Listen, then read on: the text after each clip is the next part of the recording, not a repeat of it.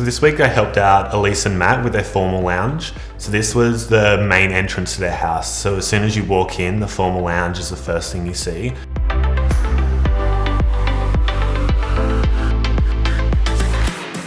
So the importance of this space was really about a bright, impactful lounge room area. We used some table lamps to be able to set mood into the space. So when they had guests over or anything like that, they were able to tone it down to make it a little bit more of that formal space.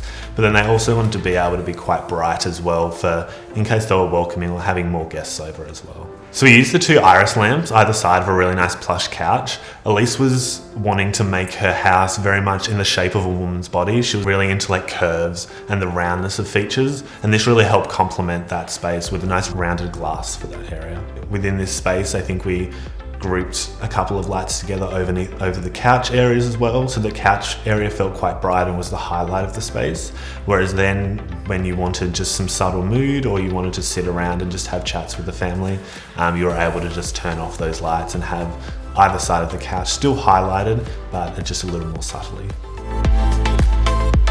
So usually when trying to place down lights, normally the first question I really ask is how much light does someone actually like in the space? Whether they like a more moody space or whether they actually enjoy just everything being quite bright. So if someone's after light in all corners of the room, they don't want any shadowing, that's when you would be placing downlights roughly 800 millimeters away from the wall and then roughly every 2 meters away from each other. Then that will give a really universal light throughout the space, but it doesn't really give you any contrast at all. For this space, we really tried to group them a little bit more together, still 2 meters away, but in groups of 2, and this really helped to create kind of highlighted areas with a little bit of darkness around the corners, but I think it helped with the ambience of the space.